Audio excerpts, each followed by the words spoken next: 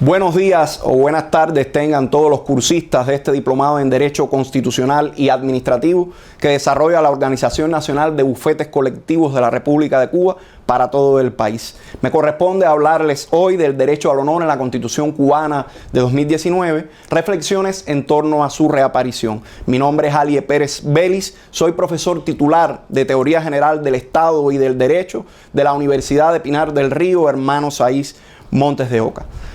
La pregunta que va a guiar nuestra intervención se plantea de la siguiente manera: ¿qué consecuencias técnico-jurídicas podría traer la reaparición del derecho al honor en la Constitución cubana de 2019? Hay que decir que el hombre desde la antigüedad se ha preocupado por ser aceptado en sociedad, aprecia su reputación y su fama. El honor ha tenido un origen histórico basado fundamentalmente en la percepción social o en las normas de regulación social, las llamadas normas morales.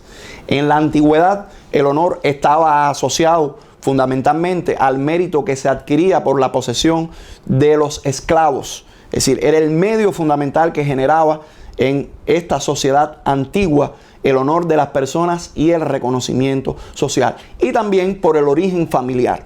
En el caso de la Edad Media, el honor estuvo asociado fundamentalmente al heroísmo, a las personas que se implicaban en grandes acciones o hazañas, y se premiaba con títulos honoríficos que podían tener consecuencias incluso en el orden económico, como es el caso de los títulos de marqueses, condes, duques.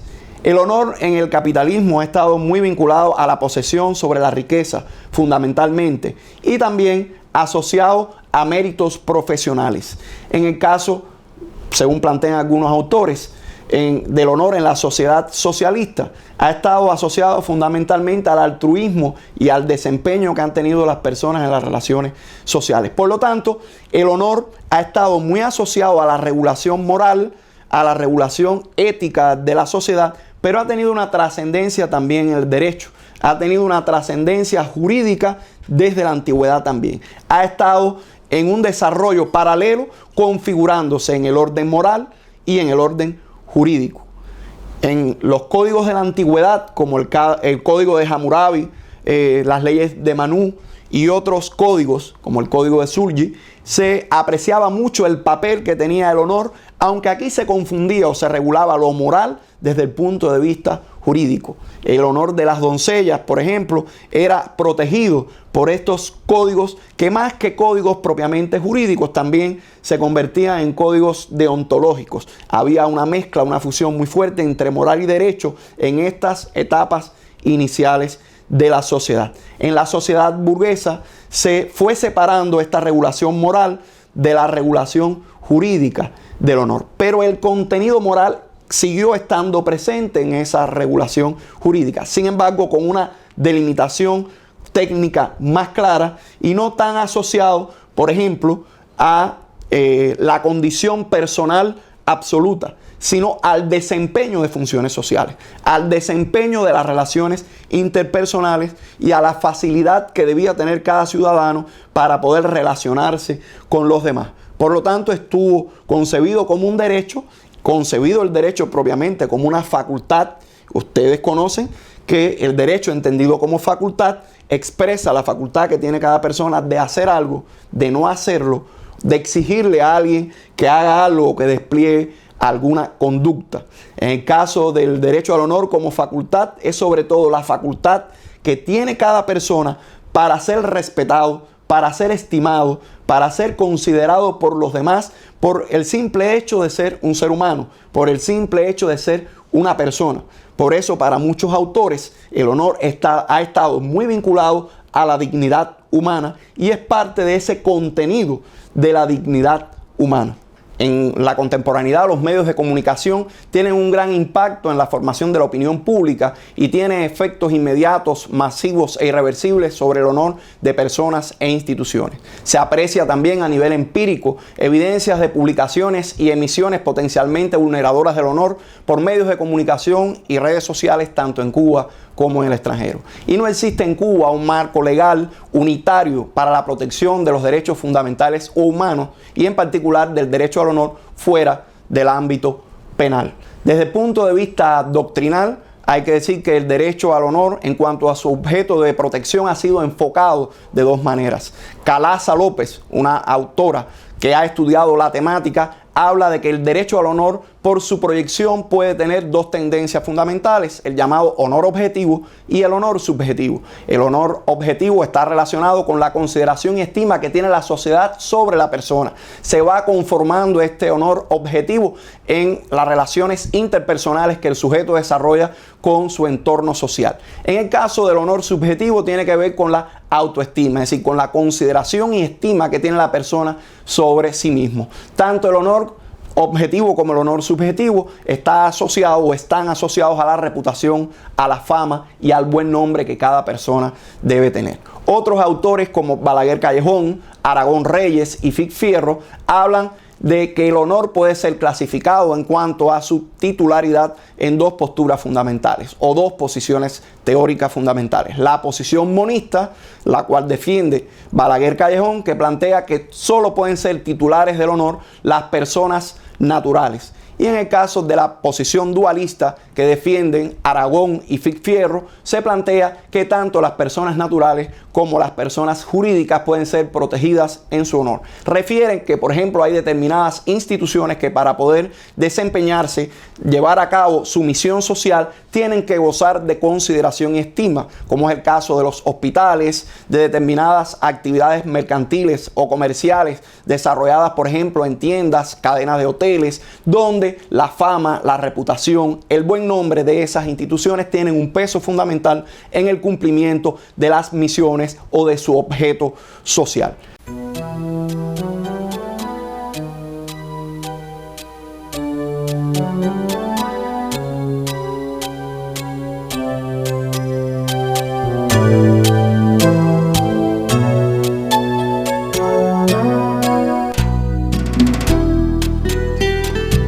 En el caso del honor, hay que decir que potencialmente puede entrar en contradicción, en conflicto, en colisión con otros derechos asociados, como es el caso del derecho de acceso a la información, como es el caso de la protección de datos personales o como es el caso de la libertad de prensa, la libertad de expresión y la libertad de exposición en medios de comunicación. Por lo tanto, como todo derecho, el derecho al honor tiene límites y limitaciones. Incluso algunos autores hablan también de posibilidad de restricciones, lo cual no es pacífico en la doctrina. Quienes asumen la postura interna, es decir, la postura de los límites, plantean que el honor, como todo derecho humano o como todo derecho fundamental, en su propia configuración, en su propia construcción interna, está configurándose en sus limitaciones. En el caso de los autores que asumen una postura externa, plantean que desde fuera, desde el perímetro de los otros derechos que se pueden desplegar y entrar en colisión con el derecho al honor, es que se van a configurar estos límites.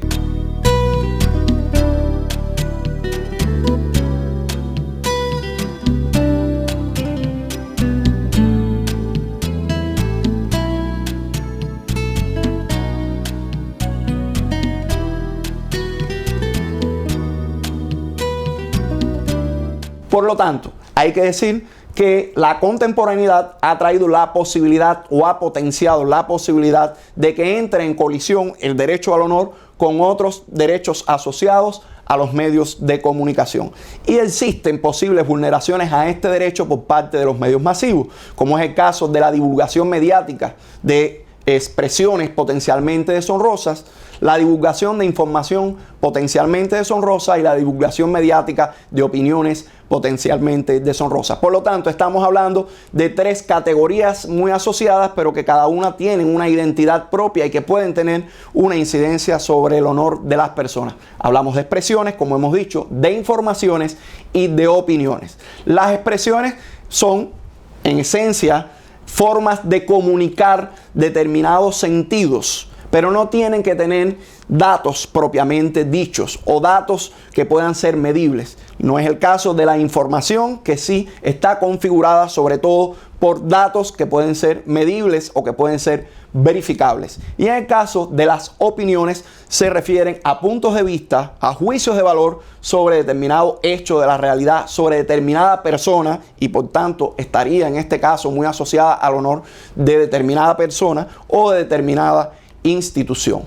En el caso cubano, hay que decir que desde la Constitución cubana de 1976 hay una regulación con rango constitucional del derecho al honor. Incluso habían artículos que específicamente se dedicaban a regular esta figura del derecho al honor. Sin embargo, en la reforma de 1992 deja de aparecer como un derecho fundamental y solo se expresa de manera indirecta como un valor supremo o como un principio constitucional el derecho al honor. En el preámbulo, por ejemplo, se habla, retomando la expresión martiana, yo quiero que la ley primera de nuestra república sea el culto de los cubanos a la dignidad plena del hombre. Para muchos autores, dignidad y honor tienen una relación dialéctica en la que dignidad es el género y el honor es parte de ese género con una identidad propia. El artículo 45 de la Constitución, ya reformada en el 92, plantea que el trabajo en la sociedad socialista es un derecho, es un deber y un motivo de honor para cada ciudadano.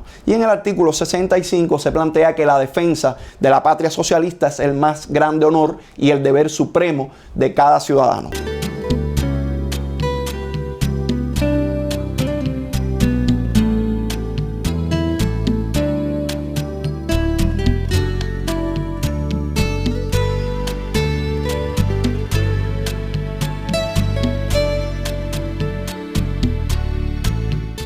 Como puede apreciarse, aquí no está configurado el honor como un derecho humano o como un derecho fundamental, sino que está configurado como un valor o como un principio supremo constitucional. Sin embargo, en ramas específicas del derecho, como es el caso del derecho penal y el derecho civil, sí se mantiene la regulación y la protección del derecho al honor, ya aquí como bien jurídico consagrado en el caso, por ejemplo, de la Ley 62 del 87, Código Penal, en que en su título 12, capítulo 1, sobre la difamación, plantea o dispone, artículo 318, el que ante terceras personas impute a otro una conducta o una característica contrarios al honor que puedan dañar su reputación social, rebajarlo en la opinión pública o exponerlo a perder la confianza para el desempeño de cargo, profesión o función social, es sancionado con privación de libertad de 3 meses a 1 año o multa de 100 a 300 cuotas o ambas.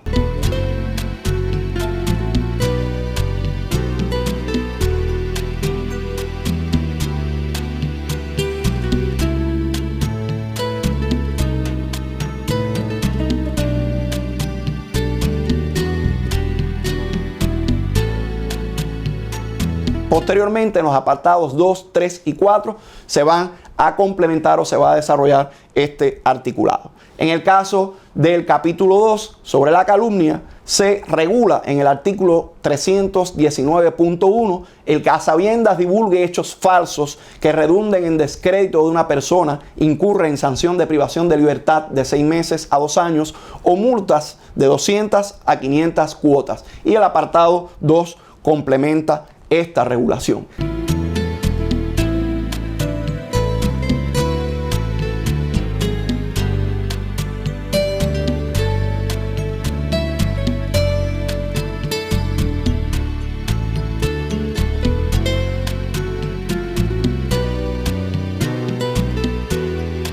Y en el caso del capítulo 3 del propio título 12, referido a la injuria, se regula en su artículo 320.1 que el que a propósito o que de propósito, por escrito o de palabra, por medio de dibujo, gesto o actos, ofenda a otro en su honor, incurre en sanción de privación de libertad de 3 meses a 1 año o multa de 100 a 300 cuotas. Y el apartado 2 completa esta regulación.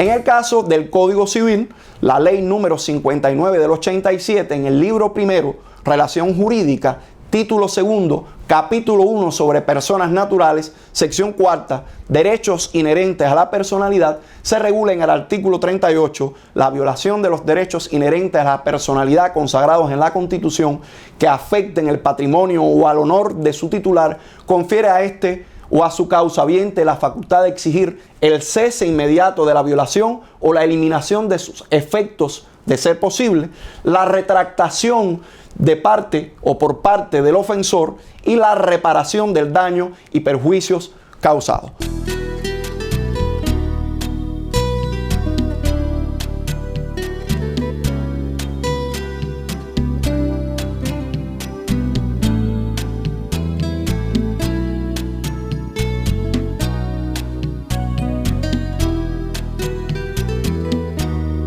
Como podemos apreciar, se da una regulación en materia penal y una regulación en materia civil para la protección del derecho al honor como bienes jurídicos, no así en el caso del derecho constitucional o de la Constitución de la República de Cuba de 1976, reformada en el 92, donde el honor deja de ser un derecho humano fundamental o un derecho humano, no un derecho constitucional, como quiera que se le llame. Sin embargo, en la regulación de la Constitución de 2019 se retoma con rango constitucional la protección del derecho al honor como derecho humano. Queda consagrado así en el artículo 48: todas las personas tienen derecho a que se les respete su intimidad personal y familiar, su propia imagen y su voz, su honor e identidad personal.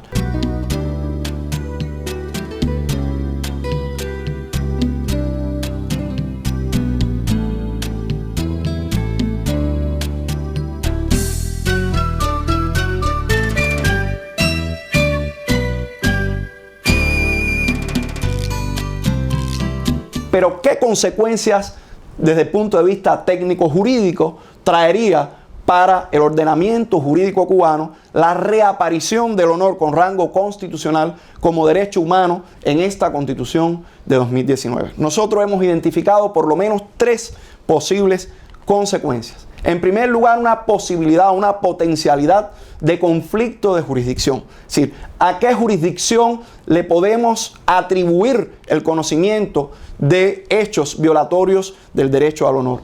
¿A la penal, a la civil o a la constitucional vía amparo? Habría que ver cómo quedaría el amparo constitucional regulado en la nueva norma que así lo regulará, pero en todo caso da la posibilidad potencial de un conflicto de jurisdicción que debe ser resuelto en una u otra de las vías. Otra consecuencia que trae asumir el honor con rango constitucional es la variedad de técnicas y métodos de aplicación del derecho, ya sea por interpretación, subsunción en caso de normas reglas o de argumentación, ponderación en caso de normas principios. Es algo que pasaré a explicar más adelante. Y la tercera consecuencia que trae regular con rango constitucional el derecho al honor es que genera obligaciones o deberes adicionales para el Estado cubano.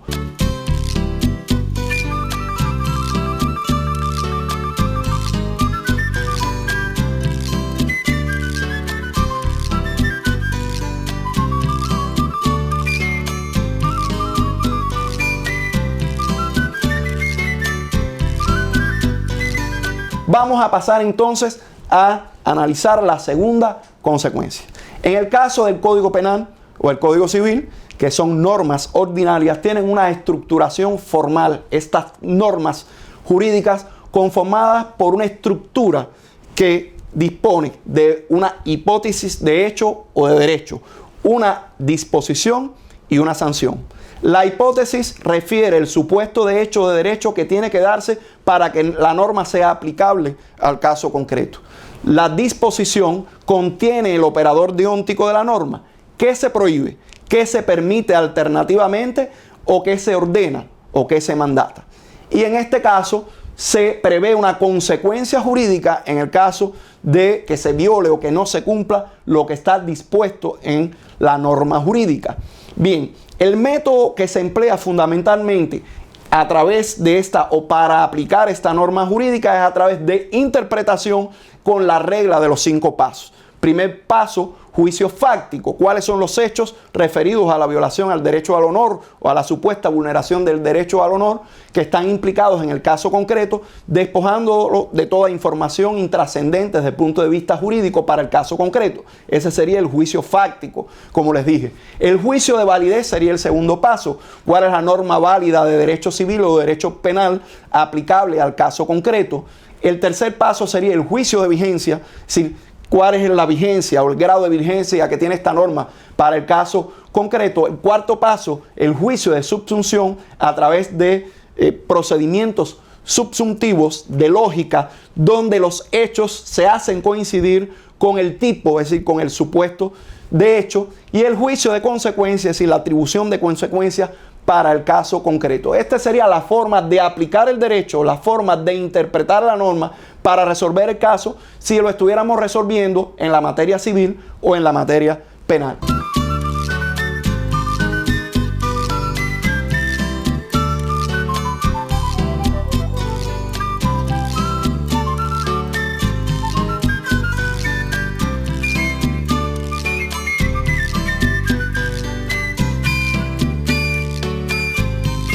Sin embargo, como ya aparece con rango constitucional el derecho al honor y reconociendo los principios de supremacía constitucional y de eficacia directa de la Constitución, las técnicas, los métodos y las reglas para solucionar el caso serían diferentes. Se utilizarían aquí procedimientos de argumentación, ponderación, a través de justificación de la pretensión o la decisión. En 2 niveles, justificación interna o justificación desde el punto de vista lógico-formal, donde se ve la concordancia lógico-formal de la norma constitucional aplicable al caso concreto, donde incluso el elemento lingüístico sería tenido en cuenta. Hay una justificación externa o de contenido axiológico que tendría, entre otros elementos, el llamado test de proporcionalidad. El fin adecuado de protección del honor, en este caso, habría que valorarlo, que argumentar que hay un fin adecuado de protección al honor, el medio necesario para proteger ese honor, la conexión racional entre medio y fin, la ponderación o determinación del peso prevalente en el caso concreto. Por lo tanto, se estaría construyendo aquí para cada caso, por vía argumentativa, el supuesto de hecho de derecho fundamental y la consecuencia jurídica que traería. Si estamos resolviéndolo, por lo tanto, vía amparo, la técnica y método, como pueden apreciar, es bien diferente a si lo estaríamos resolviendo, por ejemplo, en la jurisdicción civil o en la jurisdicción penal.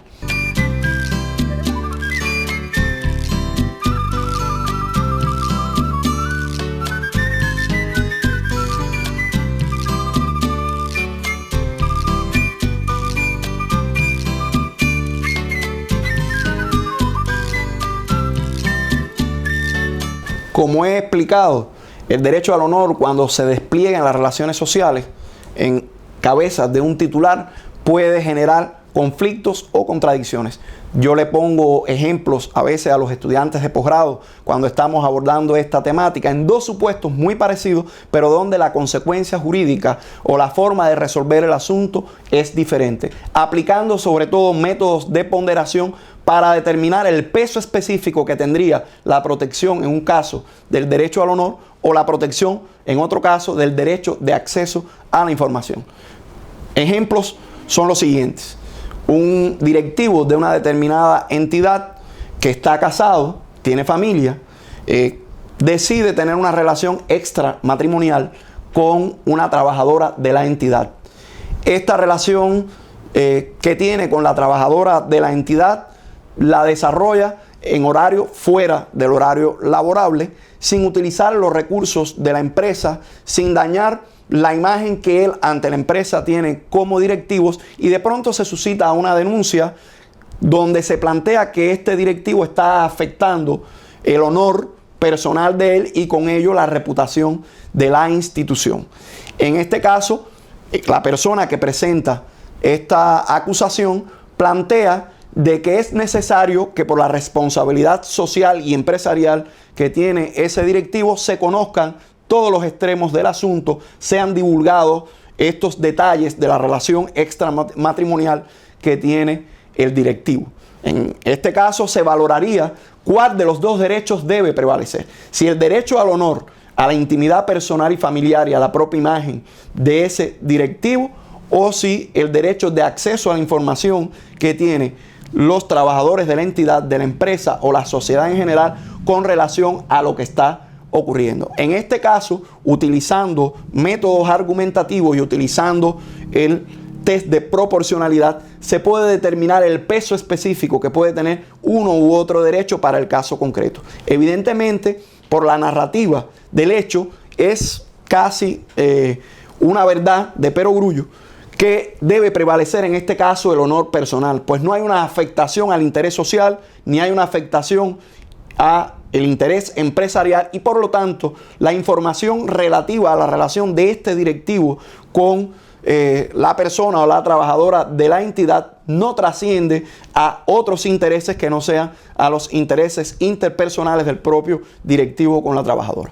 En otro supuesto similar, pero con algunas características diferentes, tenemos a un directivo, al mismo directivo, que mantiene relaciones con esta trabajadora, la hace, es decir, generalmente esas relaciones las desarrolla o ejecuta en horario laborable, utilizando los recursos de la empresa, utilizando los vehículos de la empresa e incluso utilizando el presupuesto de la empresa para poder estar con esta trabajadora. En este caso, donde puede entrar en colisión el derecho al honor de ese directivo también y de la propia trabajadora con el derecho de acceso a la información que pueden tener los trabajadores y la sociedad en el caso concreto, es evidente que el peso lo tendría, el peso mayor lo tendría el acceso a la información, porque estamos hablando de un directivo que está utilizando los recursos de la empresa no solo para beneficiarse personalmente, sino para mantener una relación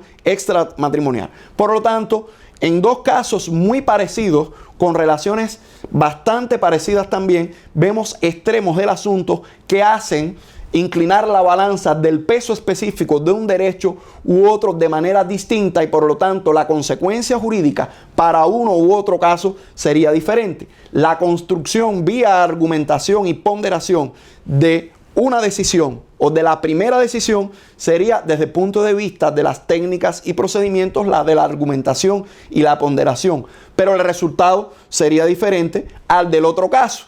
Por lo tanto, aquí estamos viendo cómo dos derechos iguales que entran en colisión ante hechos, ante supuestos o ante informaciones fácticas distintas, llevan a la construcción de supuestos de hechos de derecho fundamental distintos y a consecuencias jurídicas diferentes.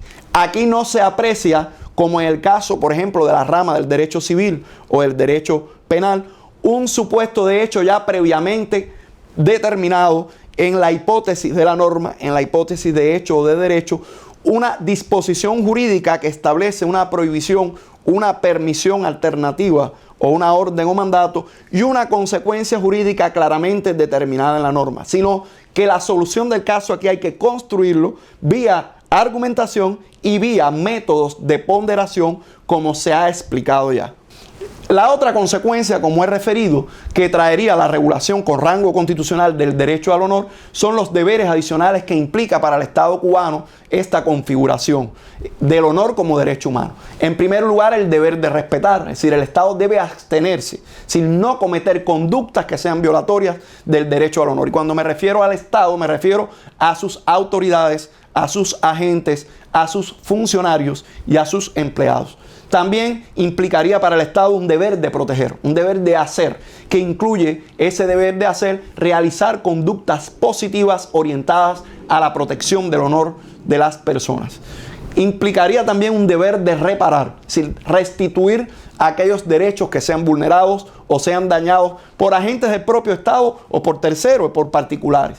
El deber de promover, que incluye fundamentalmente la educación en valores jurídicos, en este caso la educación en cuanto al derecho al honor, y el deber de adoptar disposiciones de derecho interno, es decir, legislación sustantiva y legislación adjetiva en materia de protección del derecho al honor, lo cual implicaría también los mecanismos y procedimientos más adecuados de recepción de los tratados internacionales en materia de derecho al honor, que implica tanto el honor de los sujetos generales como por ejemplo el honor de personas en especial situación de posible vulneración o personas en situación, como se le conoce también, en el caso de los llamados discapacitados.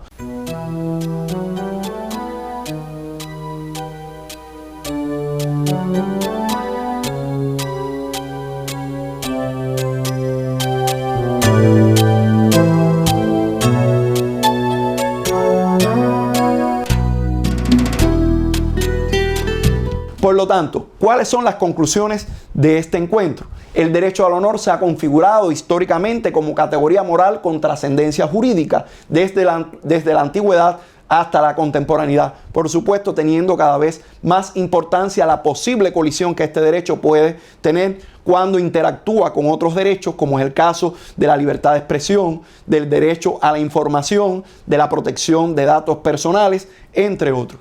El honor por su proyección puede ser objetivo y subjetivo, y por su titularidad se clasifica en base a teorías monistas o dualistas. También se puede concluir que el derecho al honor en Cuba ha estado protegido en base a un régimen jurídico plural y en ocasiones contradictorio en materia penal civil, y ahora con rango constitucional, pudiendo ser protegido por vías de amparo constitucional. El derecho al honor en Cuba desapareció con rango constitucional en la reforma de 1992, pero se ha retomado con este rango en la Constitución de 2019 como derecho humano. Y al retomarse como derecho humano, es decir, al reaparecer el derecho al honor en la Constitución de 2019 con este rango, conlleva una triple consecuencia, una triple posible consecuencia. Hay un potencial de conflicto de jurisdicción, puede generar variedad de técnicas y métodos de aplicación del derecho y de argumentación de las decisiones en dependencia de la vía por la que se pueda resolver los conflictos que puedan aparecer en materia de derecho al honor, y reaparece o aparece potenciada la obligación y los deberes del Estado, que deben ser adicionales ahora a los tradicionales y que incluyen el deber de respetar, el deber de proteger, el deber de reparar, entre otros que ya han sido enunciados.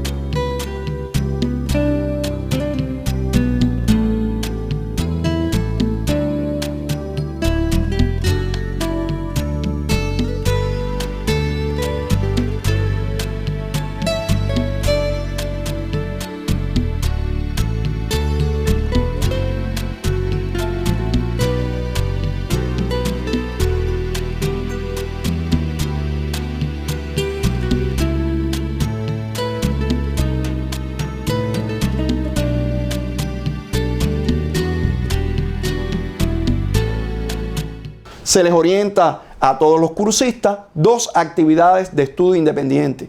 Ellas son las siguientes: ¿qué retos debe enfrentar un abogado al presentársele por un cliente un supuesto hecho violatorio de su derecho humano al honor? Y la segunda pregunta: ¿cómo argumentaría la pretensión en base a la Constitución de 2019? Muchas gracias a todos los cursistas.